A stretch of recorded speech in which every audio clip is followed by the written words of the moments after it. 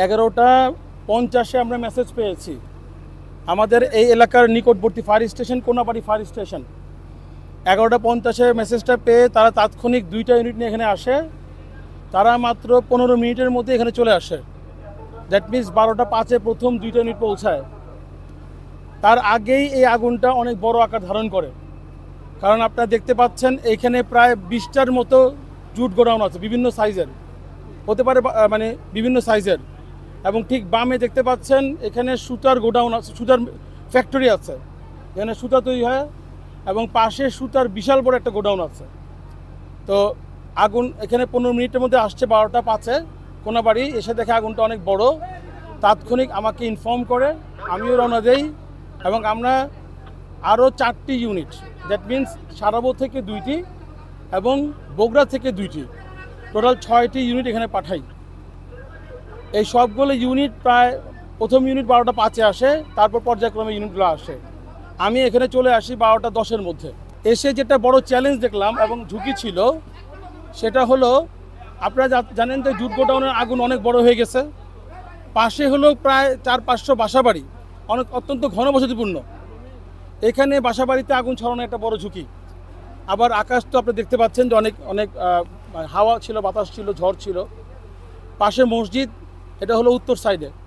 দক্ষিণ সাইডে আপনি দেখেন প্রায় 100টার কাছাকাছি বড় বড় গোডাউন আছে, জুট গোডাউন দক্ষিণ পাশে। এখানে ধরলে আবার এলাকা পুরো ছড়া যাবে। তবে আলহামদুলিল্লাহ, লাকিলি আমরা পশ্চিম পাশে পানির অনেক বড় সোর্স পেয়েছি। এটা অনেক বড় নিয়ামক আমাদের জন্য। তো আমরা আগুনটাকে যে স্ট্র্যাটেজিতে, যে কৌশলে আমরা আগুনটা নিভিয়ে চেষ্টা করছি, আমরা চারদিক থেকে আগুনটাকে ঘিরে ফেলেছি।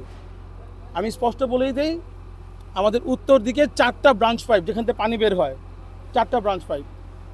আমাদের এই পশ্চিম দিকে এখানে 4টা ব্রাঞ্চ পাইপ, পূর্ব দিকে 4, 4, 8। দক্ষিণ দিকে 2টা ব্রাঞ্চ পাইপ, যেন ওখানে গোডাউন না ছড়ায়, 10টা।